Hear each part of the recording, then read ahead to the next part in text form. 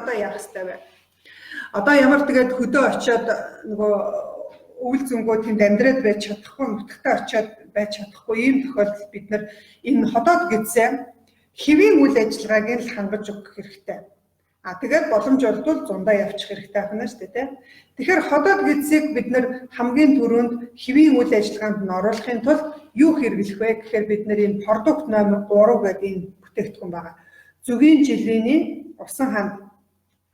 За тэгэхээр зүгийн жилийн усан хандыг бид нар харшилтай хүмүүс бол ерөөсөө харшлаа идэгэн идэвхтэл нь ууж хэрэглэнэ. Нэг удаа хэрэглээд нэг савыг уугаад хэрэглээд болчих юм бол биш. Угаасаа эн чинь цаана бүр бүхэл бүтэн юм таны тогтолцооны гажиг үүссэн байгаа учраас тэр тогтолцооны гажиг бол тийм хурдан засагдахгүй. Тийм учраас харшилтай хүмүүс одоо ингээд 4 сараас эхлээд харшил эхэлж шít. Тэгэхээр одооноос эхлээд баг оройтох чинь энэ өнөөдөр чинь 5 сар гэхээр оройтох гэдэг. Тэгэхээр одооноос эхлээд энэ юугаан продукт номерыг уuna. За хэдий хэмжээгээр уух вэ? Энэ бол өөрөө продукт номер 3 ямар үйлчлэгээ үзүүлдэг вэ гэхээр хүний биед байгаа эмгэг төрүүлэгч харийн биетийг устгадаг, өвчин үсгчийг устгадаг.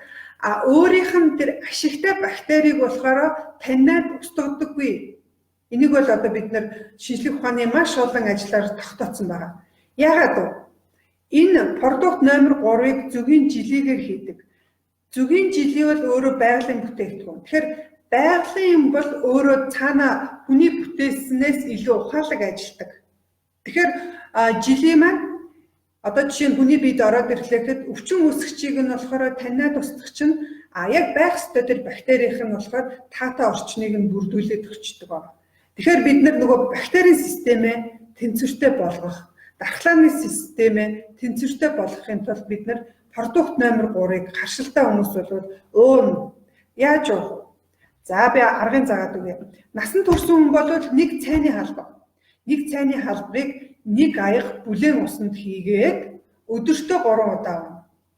Хүүхдэд өглөө 3 хүртэлх насны хүүхдэд цайны халбагны 3 уусны нэгээр за усны хэмжээ бол нэг стаканы аяга усны 3.1 байж болно гэсэн. Өөрөөр хэлбэл 3.1 стакан усан дотор 3.1 цайны халбаар продукт 3-аасаа хийгээд тэгээд өдөртөө 3 удаа 3 хүртэлх насныханд уулгана. 3-аас дээш настай хүүхдүүдэд бол халбагны талаархыг уулгаад байж болно. Тэгэхээр энэ бол юу ямар үйлчлэгээ үзүүлэх вэ гэхээр бидний энэ биедэх хүчил шүлтийн тэнцвэрийг хангаж өгнө гидсний. Дээр нь бидний ашигтай бактерийг үржих тэр орчныг нь бол бий болгож өгдөг. Энэ дотор мөнгөжүүлсэн ус байгаа. Продукт номер 3 дотор мөнгөжүүлсэн ус байгаа. Мөнгөжүүлсэн ус бол өөрөө бас тодорхой хэмжээний өвчин үүсгэгчүүдийг бол устгадаг мөртлөө хүний биеийн ашигтай бактериудыг үржүүлдэг ийм бас нэг юутай байдаг шүү дээ, үйлчлэгээтэй. Тэгээд манай монголчууд ч бүр эсдэр үеэсээ усыг мөнгөн аяганд хийгээд хонуулчаад уудаг, өглөө болгон өлөн дээр уудаг нэг ингээд бүр шинжлэх ухаанаар батлагдаагүй мөртлөө цаанаасаа ингээд өөрөө ингээд зүүн совонгороо мэдрээд энэ үйлдэлийг хийж явдаг. Зис аяганд ч юм уу, мөнгөн аяганд ингээ ус хийгээд уудаг. Бид нар одоо тэгэх шаардлагагүй. Тендоромчуудын хувьд бол мөнгөжүүлсэн ус биднэрт бэлэн байгаа. Тэгэхээр продукт номероо бид нар шууд ууж болно гэсэн үг байна, тийм ээ. За нэгдүгээр бид нар харшлаас сэргийлэхийн тулд, харшлыг эмчлэхийн тулд бид нар энэ продукт номер 3-аа уух нэ. За одооноос ууж эхлээрээ харшилтай хүмүүс. За дараагийн ходоод гидснийхаа замыг хэвийн болгоход хэрэгтэй тэр бүтээгдэхүүн бол энэ апихит байгаа. Апихит. За апихит маань өөрөө Сибирийн жодо гэдэг ургамлын эфирийн тоцоор хийгдсэн. Тэгээд дээр нь зүгийн өөрийнх нь эвэрлэг бүрхүүл биеэр хийгдсэн ийм үндсэн 2 түүхий дээр хийгдсэн ийм бүтээгдэхүүн байгаа. Олон улсад бол мөнгөн медаль авсан ийм бүтээгдэхүүн. Тэгэхээр апихит маань хүний биед ороод ирэхээр ямар үйлчлэгээ үзүүлдэг вэ гэхээр янз бүрийн тэр хортой нэгдлүүдэн ер нь харшилтай хүмүүст чи юу явж ийн гэхээр гидсэн хоолоо боловсруулахдаа ашигтай бактери цөөхөн учраас тэр нөгөө хоол боловсруулах явцаа дутуу хийдэг. Тэгэхээр нөгөө бүрэн боловсрохгүйгаасаа болоод завсрын энэ бүтээгдэхүүнүүд хоол боловсруулах замд их хэмжээгээр байгаад тэр завсрын бүтээгдэхүүнүүд маань тодорхой хэмжээний хортой нэгдлүүдийг өөртөө бас ялгаруулна. За нөгөө төгөргөл бидний хоол боловсруулах замд янз бүрийн шимэгчүүд орж ирдэг. Бидний хоолтой хамт орж ирдэг, устай хамт орж ирдэг шимэгч хорхоонууд, цагаан хорхоонууд, лемляс гэдэг гэхдээ за ийм хачиг гэдэг ийм одоо шимэгчүүд орж ирдэг. Тэгэхээр энэ шимэгчүүд чинь хоол боловсруулах замд орж ирээд үхэхдээ үхэр бууга тавина гэдэг шиг хортой ийм нэгдлүүдийг ялгаруулждаг. Тэгэхээр энэ апихит яах вэ гэхээр тэр ялгаруулсан хорт нэгдлүүдийг, хортой бодисуудыг биеэс хөөж гаргадаг, гадагшлуулдаг гэсэн үг. Тэгэхээр хоол боловсруулах замын нөгөө ашигтай бактери чинь хортой бодисонд хордоод их хэмжээгээр үхээд байх юм бол ашигтай бактери нь цөөрөөд ирэхээр нөгөө тэнцвэр алдагдах гадайдаг. Тэгвэл апихит нь тэр хортой нэгдлүүдийг биеэс хөөж өгдөг. Тэгэхээр энэ хоёр бүтээгдэхүүн апихитыг яаж авах вэ гэхээр харшилтай хүмүүс бас ерөөсөө харшлаа алга болон болтолно. Гэхдээ энэ тусаагаараар жижигнэр байдаг тэрүүгээр нуугаад байж болно гэсэн. Нэг томыг авчаад нэг жижигхэн 15 мл-тэйг авчаад тэгээд ингээд савруу нь юулээд хэрэглээд байж болно. Нэг удаадаа хэрэглэхдээ хэдийн хэмжээгээр хэрэглэх үгээр ердөө 5 тусал. Харшилтай хүмүүс маань хоолны өмнө эсвэл хоол идэж явах үедээ 5 туслаас энэ апихитээ хэрэглээд за хэрвээ болж өгөх юм бол шууд хилэнд ороод тусаагаад хэрэглэж болно.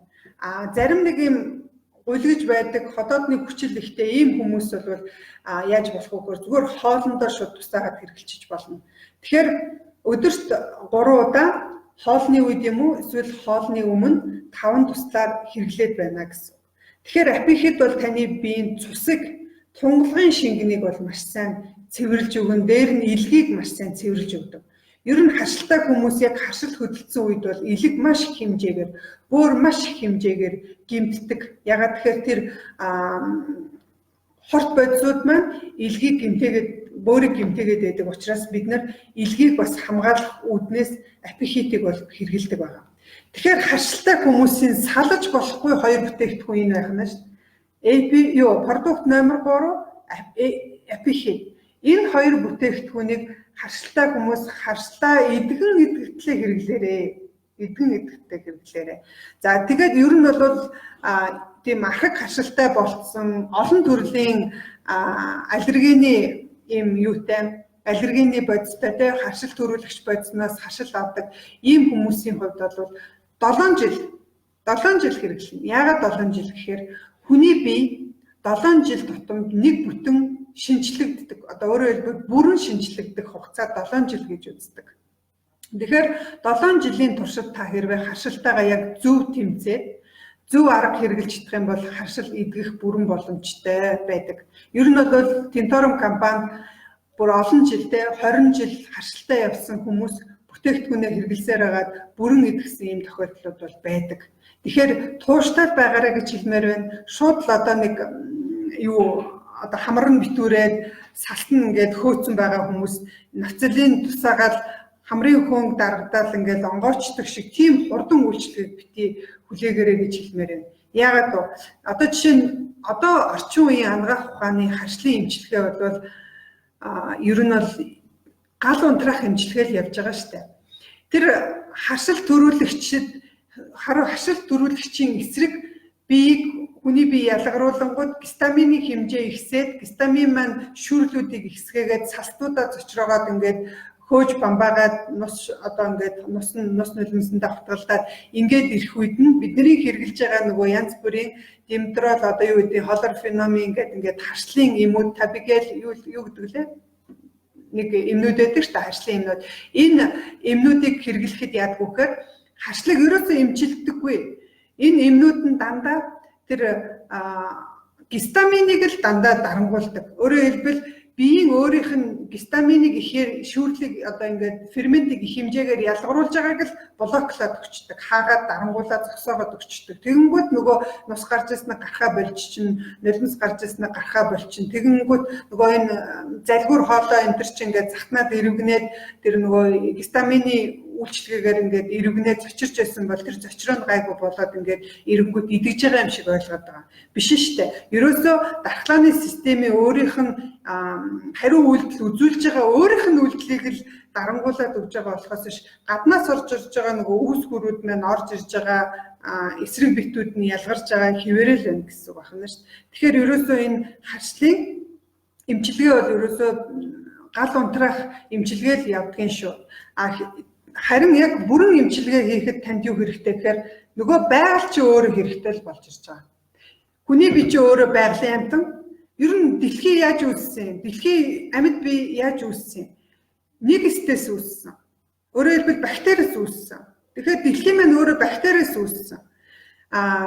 Хүн байхгүй болсон ч бактери байсаар л байх болно. Тэгэхээр энэ бактерийн систем гэдэг чинь өөрөө мөнхийн юм байгаа байхгүй.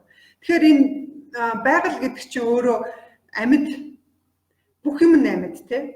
Бидний одоо энэ ургамал амьтан одоо юу гэдэг энэ бүхэн амьд бид нар өөрсдөө бас амьд бий байгаа. Тэгэхээр биднэрт бол тэр эм тариа бол өөрөө үхмэл ямар ч энергигүй зүйл. Тэгэхээр биднэрт байгалийн юм л хэрэгтэй байхгүй. Тэгэхээр энэ бол зүгийн жилийн модны давирханаас цуглуулчихсан. Энэ Сибирийн жодооны модноос цуглуулчихсан. Зүгийн өөрийнх нь биеэр хийгдсэн ийм л юмнууд явж байгаа байхгүй. Тэгэхээр амьд байгалийн бүтээгдэхүүн л хамгийн сайн тохирох болохоос биш нөгөө эм тариа бол харин ч улам архагшуулаад байх юм сөрөг талтай байх нь.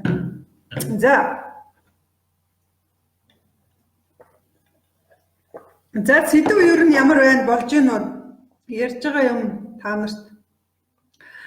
За энэ дээр ихжээ лайвууд 7 настай гэж энэ манай нөгөө хүүхэд маань нөөрн хэсэг газартаа улаадгаа гэдэг. Манай лайв бүх хүчнээр явагддаг. Энэ удаа харшлын талаар явагдаж байна. За манай нэлхүүд харшилттай те гэж байна. За энэ дээр манай олон жил бисрацтай явсан жилдээ нэг удаа эмнэлэг твтдэг. Тэгээд гайгүй болцоод хэдэн хоногийн дараа дахиад зузаараад ирдэг бисрац идэх боломжтой. За бисрацын тухай би тусна явъя. 2 хүн бисрац үзлээ. Энэ бол өөр өвчин учраас харшлын юунаас тустай яриа. За халуун ногоотой хоол идэхээр арьсан дээр хуурайсан яр шиг нэмгийн юм гардаг. Энэ харшлын эхлэл юм уу? Ерөөсөө л бактерийн систем халуун ногоо гэдэг чинь Монгол хүн тохирохгүй шүү дээ. Яагаад гэхээр халуун ногоо гэдэг чинь өөр халуун орны хүмүүсийн хүнс байхгүй юу? Одоо энэтгэгч гэдэг юм уу? Юу гэдгийг тэр халуун орон их чихтэй энэ орчны бактерийн орчин чинь Монголын энэ хуурай энэ орчны бактериас шал өөр. Тэгэхээр тэр халуун орны хүмүүстэй гой тохирно. Бид нар тохирохгүй.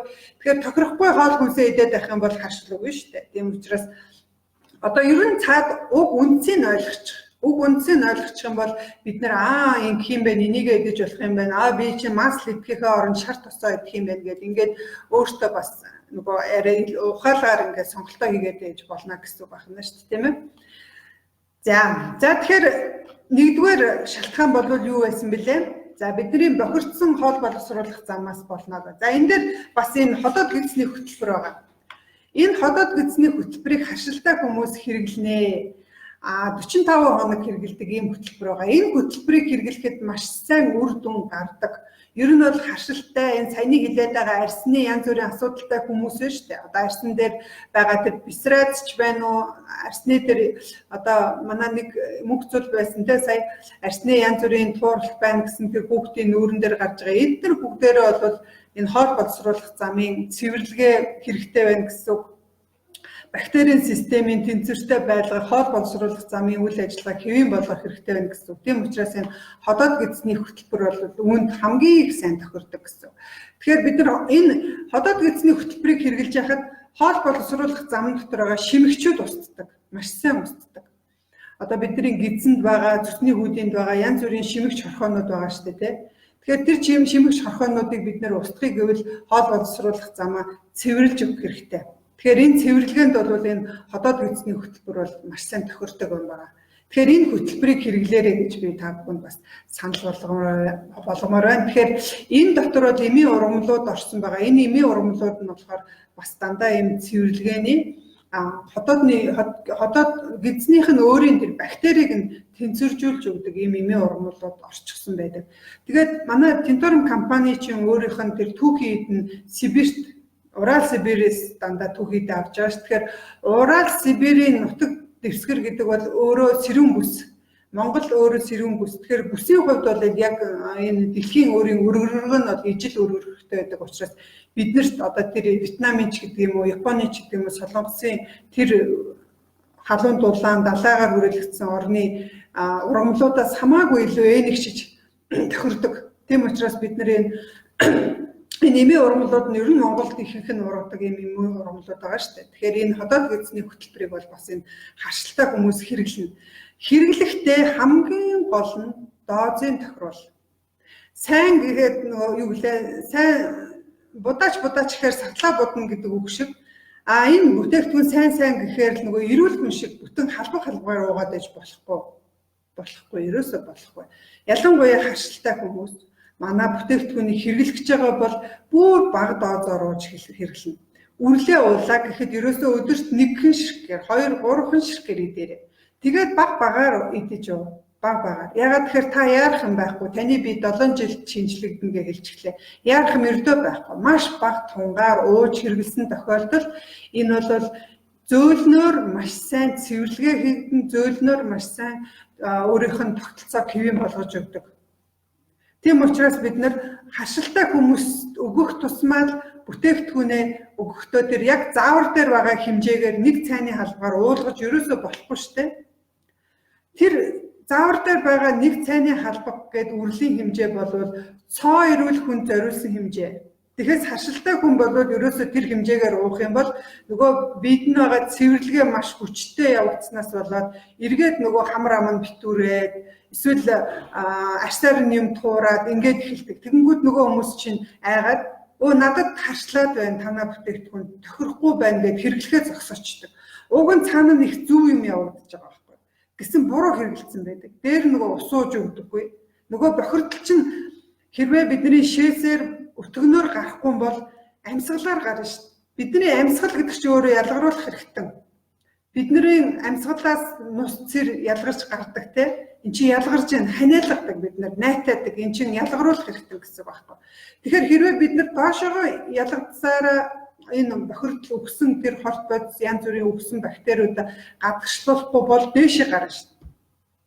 Дорны ангаа ухаанд нэг цул эргэтэн, нэг хөндийн эргэтэн хоёр хоорондоо холбоотой шүтэлцээтэй гэж үздэг. Зүрх, нарийн гэц хоёр хоорондоо холбоо шүтэлцээтэй байдаг. Зүрх цул эргэтэн, нарийн гэц маань хөндийн эргэтэн. Үүнтэй яг адилханаар бүдүүн гэц маань уушигтай шууд холбоотой. Өөрөөр хэлбэл амьсгалын замтай шууд холбоотой гэсэн. Тэгэхээр хүүхэд өвдөхөөрөө гид зүвдлөө гэж хэлдэг тийм. Энэ чинь өөрөө маш зөв хэлж байгаа байхгүй. Өөрөөр хэлбэл гидсэнд л хамаг эхний ээлжинд юунууд үүсдэг? Хямралууд үүсч байдаг. Тэгээд тэр хямралаа цэвэрлэгээ бид нар өтгөн шингнэрээ доошоо гаргаж явуулах байтал тэгэхгүйгээсээ болоод дээшээ амьсгалын замаар гараад ханиаттай юм шиг хамраас нь ус гоож эхлэв. Ингээд эхлэнгүүд хүүхэд ханиат үрчиж гээд антибиотик болгочихдаг. За тэгээд бүр нөгөө гидснийхэн бактериуд чинь бүр байхгүй болгоод тэгээд нөгөөхөнтэй бүр хүүхэд нь дархлаа нь улам багасаад ингээд өвчлөлтчдэг юм байгаа штэ. Тэгэхээр бид нар ерөөсөө хүүхдийг өвдөнгүүт нь тэр яаран антибиотик уулгалгүйгээр саяны хэлсэн энэ хоёр шингэнээ уулгачих, дээр нь ходоод гидсний хөтөлбөрөө уулгачих. Ходоод гидсний бактерийн тогтолцоо хэрвээ тэнцвэртэй байх юм бол нөгөө эмэгтэйчүүдийн янз бүрийн өрсөлд өвчин ч хурдан эмчлэгдэнэ. Бөөрийн архагшсан өргөжлүүд ч хурдан идэгдэг, эмчлэгддэг юм байна. Тэгэхээр бид нар ерөөсөө бүх юмны суур эхлэл гидс цэвэрлэгээнээс гидсний бактерийн тэнцвэрээс эхэлнэ. Гидсний бактери тэнцвэртэй байгаа тохиолдолд бидний дархлааны систем зөв ажиллана. Дархлааны систем зөв ажиллаж байгаа тохиолдолд харшил байхгүй. Тийм учраас бид нар ходоод гидсээ цэвэрлэгээс харшилтай хүмүүс эхлэх. Тэгээд тунгаа тохируулаараа бага уугаарай. За тэгээд манай нэг маш олон хэрэглэгчид тендорн плюсыг уухаар, афиспира уухаар харшил хөдлөөд байна гэж хэлдэг. За ийм олон хүмүүс байгаа шүү. Энэ хүмүүст би нэг зүйлийг хэлье. Энэ манай энэ үрлүүд дотор цэцгийн тоос байгаа. Цэцгийн тоос бол өөрөө ургамлаас цуглуулсан, зүгийн өөрөө ургамлаас цуглуулсан байгаа. Тэгэхээр цэцгийн тоос ялангуяа харшилтай хүмүүс бид нар ингээд тэр урамлын гаралтай харшилтай хүмүүс урамлын гаралтай бүтээгдэхүүнийг хэрэглэхдээ ихээр хэрэглэчих юм бол мэдээж харшил өгнө шүү дээ. Тэгэхээр ерөөсөө маш багаар яг вакцин шиг хэрэглүүлэх хэрэгтэй гэсэн үг. Вакцин гэдэг чинь бид нар вакцин л гэж яриад байгаа болохоос цаана нь янз бүрийн халдварт өвчнөөр нь тарчиж байгаа шүү дээ. Бид нар Б-гийн вакцин хийн гэдэг чинь Б вирусаар тэр хүнийг тарчиж чинь гэсэн үг байхгүй. Сүрээгийн вакцин хийлгэн гэдэг чинь сүрээгийн савханцраар нь тарчиж чинь гэсэн үг. Өөрөөр хэлбэл тэр халдварт өвчин үүсгэгчүүдийг нь маш бага тунгаар хүний бие дархлааны тогтолцоог нь эвдэхгүйгээр бага тунгаар тэр хүний бие оруулчингууд дархлааны систем нь түүнийг таниад за дараа нь одоо түүний эсрэг ингээ авах өөрийн гэсэн юм арга хэмжээтэй тактиктай болчихсон.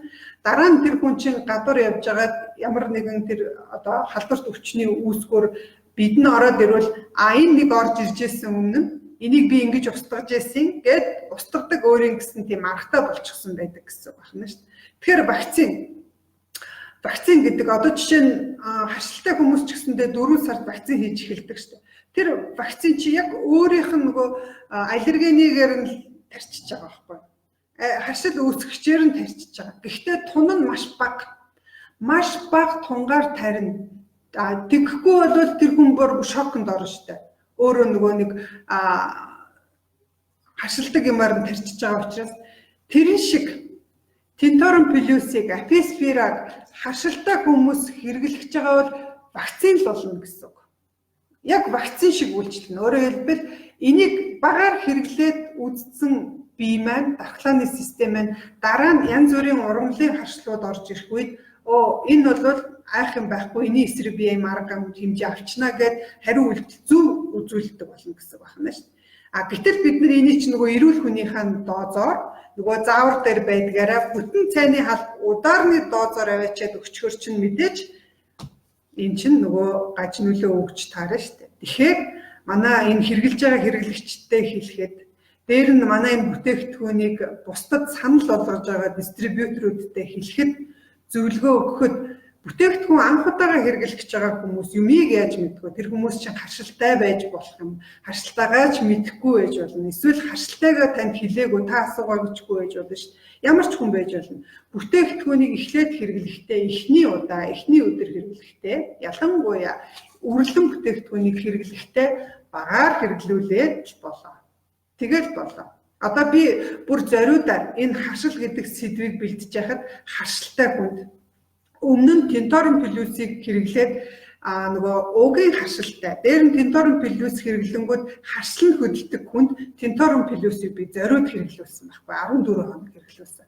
14 хоног хэрэглэхдээ маш багаар хэдхэн ширхгээр 5хан ширхгээр хэрэглүүлэхэд ерөөсөө энэ 14 хоногийн туршид ямар ч харшлын шинж тэмдэг илрээгүй. Урд нь бол бид нар чинь мэдэхгүйгээсээ болоод халбгаар өнгөд биеэр ингээд юм туураад захтнаад ирдэг байсан. Ийм хүнд бид нар дахиад нөгөө Тинторон плюсээ өгөхдөө хамгийн гол нь багаар өгчөнгүүд ямар ч асуудалгүй байгаа байхгүй. Тэгэхээр бид нар Тинторон плюсыг аписпираг бага доозоор өгөөд байх юм бол өөр маш олон харшил өгдөг бодисуудад төрүүлэгчд харшилдаг хүмүүсийн харшлын эсрэг вакцин болно. Гэхдээ багаар л өөрөө тэгээд усын уулгаарай гэж хэлмээр байна.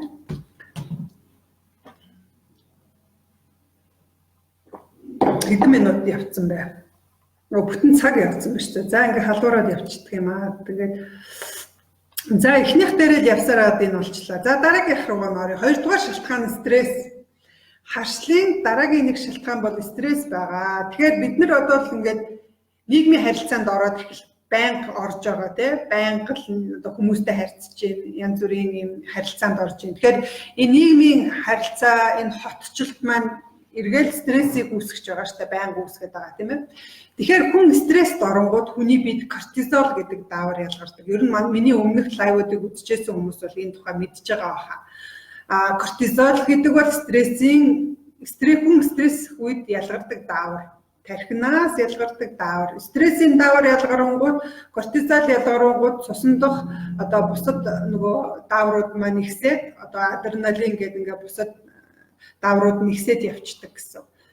Цусндах кортизолын дааврын хэмжээ ихсгмэгц ихтэнгүүд их болонгууд гидсний харшлын медиаторууд нөгөө хүлээн аваарууд маань ялангуяа гистамины хэмжээ бол өөрөө маш өндөр болдог ирдэг.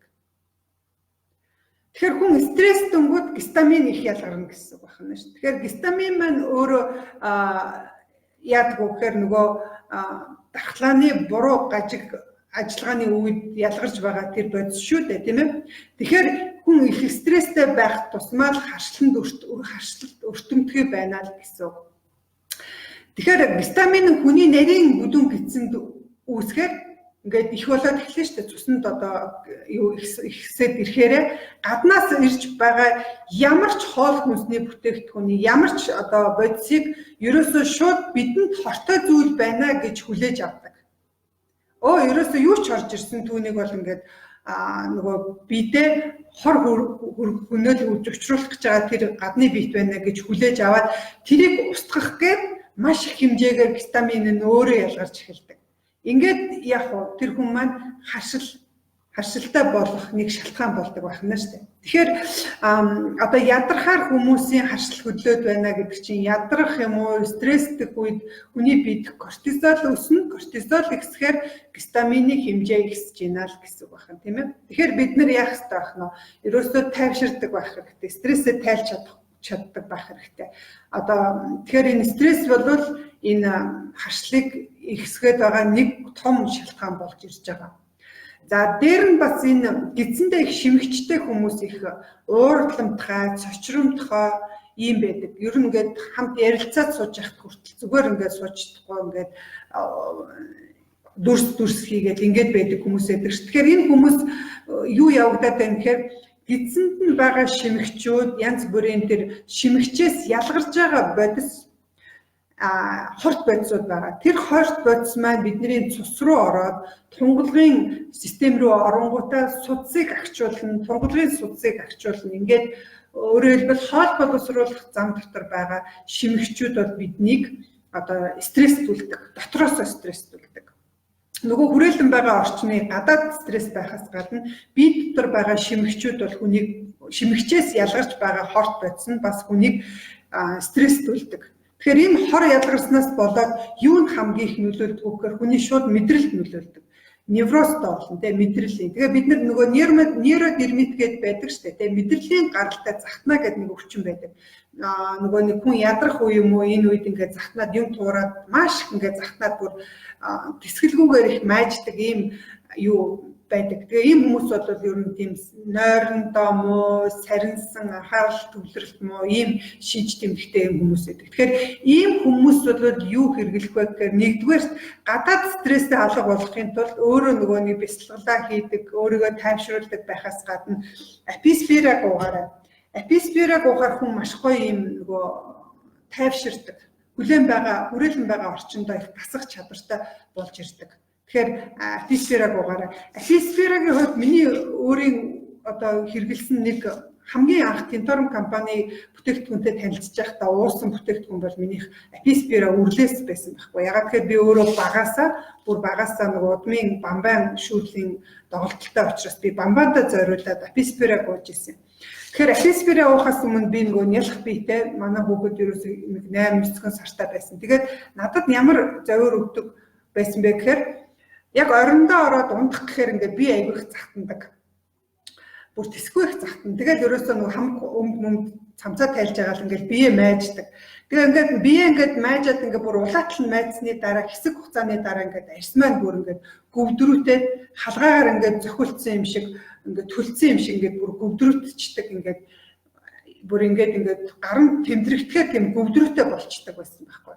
Тэгээ энэ яагаад ч юм байгааг би өөрөө ч ойлгодгүй. Тэр үед чинь нөгөө эрүүл мэндийн ямар ч боловсралгүй байсан. Одоо 13-4 жилийн өмнөх юм ярьж байна. Тэгэхээр тэр үед бол би энэ нөгөө бамбаанда зориулаад аписфера гуйжсэн байхгүй. Тэгэхээр аписфера уугаад тэгээд сүүлд нь би нөгөө анзаарсан чинь бүр нэг жилийн дараа л анзаарч ирсэн. Надад бас яг тийм зовиртой нэг охин ирсэн байхгүй. Би ингээд өдрөвтэй байдаг гэх. Тэгэнгүүт би яг өөрийгөө санаж байгаа. Яг би тентормын аписпираг ууснаас хойш дахиж минийх ерөөсөө тэгж юу яагаад гараагүй. Тэгэнгүүт би за энэ ерөөсөө аписпира их зүгээр юм байна гэж бодож ирсэн. Тэгээд миний хамгийн хайртай өглөөдийн нэг байхгүй аписпира байна. Тэгэхээр аписпираг би тэгээд маш олон хүнд ер нь санал болгох дуртай. Аписпираг ууж байгаа хүмүүс болохоор их гой тайвширдаг. Ер нь бол стрессгүй болж чаддаг. Тэгэхээр гадаад стрессээ тайлахын тулд энэ юугаа аписпираг ууж болно шүү. Дотоод нөгөө стрессээ шүү дээ. Нөгөө шимэгчээ арилгах болохын тулд энэ ходоод гэцний хөтөлбөрийг ууж болно. Энэ хинази болоод өөрөө бас эмийн ургамлуудтай. Энэ эмийн ургамлууд нь болохоор энэ юунд өрлүүдэд байгаа эмийн ургамалтай ойролцоо. Гэхдээ концентрац нь их өндөр. Тийм учраас тэр янз бүрийн шимэгчтэй, гэцийн шимэгчтэй хүн бол энэ хиназыг уухад бол шимэгчгүй болно. Тэгэхээр Орсеник яг энэ харшлын эмчийн бичлэгийг би бас үзчихсэн. Тэгэхэд бол тэр эмч юу гэж хэлжсэн гэхээр ингээд анх эрэхтэй харшилтай тэгээ ийм стресстэй хүүхдүүд байгаа. Стресстэй том насанд хүрсэн хүмүүст би энэ юу ходоод гэцний хөтөлбөрөө өгөө явуулчихдээ. Эсвэл би хиназыгаа өгөө явуулчихдээ. Эргэж эрэхтэй тэр хүмүүс маш гоё тайван болчихсон хурж ирдгээ. Тэгээд дээр нь стресс нь багасгаас гадна харшил нь их багассан орж ирдэг юм а гэж хэлжсэн. Тэгэхээр ийм нөгөө стресстэй, шимэгчтэй байх магадлалтай хүмүүс бол энэ ходоод гэцний хөтөлбөрөөр хэрэглэхийг санал болгож байна. За дараагийн энэ харшлын нэг шалтгаан болохоор D витамины дутагдал байгаа тийм. Монголын хүн амын 80% нь D витамины архагсан дутагдал байна гэж ийм тоо гарчаад байгаа. Тэгэхээр энэ нь юутай холбоотой гэхээр манад чинь нөгөө дэлхийн нөгөө байдал нь өөрөө нарны тусгал нь яг тэр D витаминыг бид нэр ингээд бидээ хүлээж авахд тохиромжгүй тусдаг нар. Хоёрдугаар ихэнх улирал нь глютен сэрүүн байдаг учраас зуны нэг 3-4 сардаа бид нэр дулааны улиралд нарнаас D витамин авч байгаа. Тэгэхээр D витамин маань хүний биед хамгийн гол нь хуримтлагддаггүй. Одоо жишээлбэл би өнөөдөр D витамин бие шараад ингээд D витамин авчлаа гэхэд өнөөдрийн л миний D витамины хэрэгцээг хангахаас биш. Одоо би энийг нэг 2 сард хадгална гэсэн нэг ийм хадгалах юм бол байдаггүй. Тэгэхээр бидний хувьд бол ерөөсөө нэг 4 сар л D витамины дутагдaltaгүй байж болж байгаа. Үлдэж байгаа 8 сард нь бид нар бол үндсэндээ D витамины дутагдалд орчод байгаа. Тэгэхээр D витамины дутагдлаас болоод 100 гаруй өвчлөл үүсдэг. Эдгээрийн нэг нь болохоор аутоиммуны өвчин буюу хүний бие өөрөө өөрийнхөө эсрэг ажилтдаг ийм өвчлөл байгаа. Тэгэхээр харшил бол яг энэ төрөл рүү ороод ивчиж байгаа шүү дээ. Өөрөө өөрийнхөө биеийг одоо буруу ажилуулад дархлааны систем буруу ажиллаж байгаа ийм хариу урал үзүүлж байгаа энэ өвчлөл болоод яваад байгаа. Тэгэхээр үндсэндээ бол бидний дархлааны урал гадны биетийг одоо өөрийнхөө биеийг хамгаалахын тулд ажиг те маягтай ингэж хамгаалаад байгаа энэ явц явж байгаа. Тэгэхээр энэ нь болохоор D витамины дутагдaltaй хүмүүст бол илүү их явагдаж байгаа. Одоо харшилтай, астмтай ийм хүүхдүүд байна, том хүмүүс байна. Бүгд D витамины дутагдaltaй байгаа. Тэгэхээр бид нэр D витаминыгаа бол нарнаас л авна. Нар бидний арсан дээр туслаа. Тэр нарны цацрагын тусламжтайгаар хитягаан туяаны үйлчлэлээр бидний арсны доор D витамин маань өөрөө үүсдэг. Тэгэхээр нарны гэрлийн тусламжтайгаар D витамин үүсэж байгаа. Тэгэхээр бид нар одоо ингээд дулаараад эхлэхээр бол аль болохоор биеийнхээ олон хэсгийг наранд шараад D витаминаа тодорхой хэмжээнд аваарай. Бусад үед нь яах вэ? Тэгэхээр бусад үед нь бид нар гаднаасаа л авахаас аргагүй. Өөрөөр хэлбэл хоол хүнснээсээ D витамин аваарай. Тэгэхээр интернетээр дөрвөн D витамины агуулмж өндөртэй хоол хүнс юу вэ гэж бичингүүд гараад ирнэ. Тэр тухай би яриад яг та бүхэн тэр тухай мэдээлэл аваарай. Тэгэхээр D витамин бид нар шингэх тэр процесс маань эргээд бас л нөгөө гэзний ашигтай бактеритай шууд холбогддог. Ашигтай бактери нь гэзний ашигтай бактери маань өөрөө хэвийн ажиллаж байгаа тохиолдолд D витаминыг бол бие маань өөрөө шингээж авч чаддаг. Ашигтай бактери маань хэвийн ажиллаж чадахгүй тоон хөрөлцгүйц биш цөөхөн байх тохиолдолд D витаминыг бид нэр авсан ч гэсэндээ тэр биедээ шингээж чадахгүй ингээд D-ийн дутагдалд ордог. Тийм учраас бид нэр гэзнийх ашигтай бактерийг өсөхгүй юм бол наран бие шараад D витамин авч чадахгүй. болно гэсэн үг байна, тийм ээ. За манай Тинторн компани бүтээгдэхүүн дотроос хамгийн их Д витаминтай бүтээгдэхүүн бол ягодны бүүн байна. Тэгэхээр ягодны бүүн дотор бол энэ зүгийн аж ахуйн бүтээгдэхүүн дотроос зүгийн бал, за тэгээ энэ дотор чи анс, цангис, тис модны үр жимс гээд зүгийн жилий байхаас гадна дотор нь дээр нь юу байдг вэ гэхээр 13 эмийн ургамал байгаа. Юу витамин 1 комплекс байгаа. Энд болохоор А витамин, Б-гийн маш олон төрлийн витамин, С витамин, Д, Е витамин гээд ингээд нөгөө витаминууд энэ дотор байгаа. Тэгэхээр энэ дотор Д витамин маань өөрөө 12% байгаа. Тэгэхээр энэ бол бас өөрөө бид нэр Д-г нөхөд аваад аж болно гэсэн.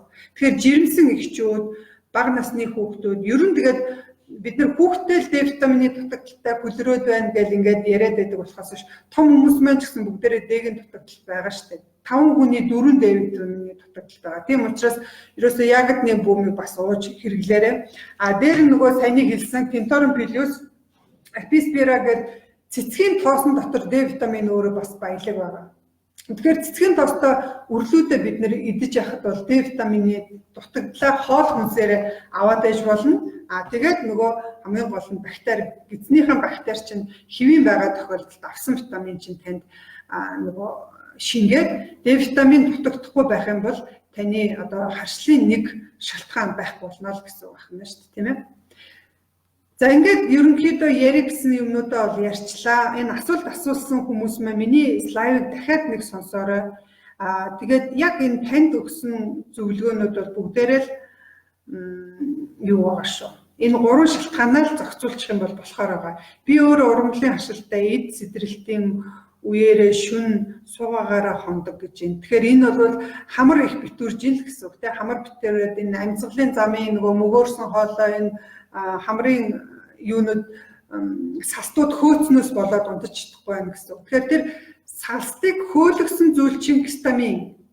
Гистамин ягаад их ялгаруулав гэхээр дархлааны систем буруу ажилласнаас болж байна. Дархлааны систем ягаад буруу ажиллав гэхээр Д витамины дутагдлаас их стресс, ажлынхаа ачааллыг амралт нойроо зохицуулаагүйгээс гуравт нь гидсний ашигтай бактериуд чинь цөөхөн байх юм бол дархлааны систем чинь буруу ажиллана гэсэн үг байна. Тэгэхээр ерөөсөө ямар ч хашил байсан, халуун ногооныхч байна уу, ургамлынхч байна уу, тийм ээ?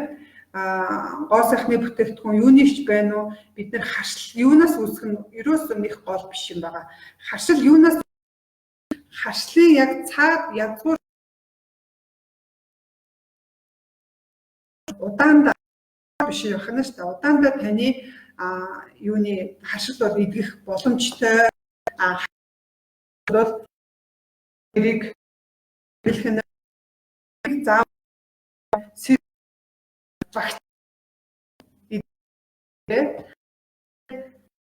таваад баярлалаа мөнхөж үзээд сонсох хүмүүстээ бас баярлалаа. Тэгээд дараагийнхаа лайвуудад ямар сэдвийг хүндвэл бас зүгээр вэ? Мөн яригдж байгаа зүйл танд хэрэгтэй юм байна. Их холбоогоор бас хариу хэлж байгаарэ гэж та бүхнээсээ хүсье. Ингээд өнөөдрийнхээ лайвыг дуусгаж байна. Дараагийн лайв дээр дахиж холбогдъё. Баяртай.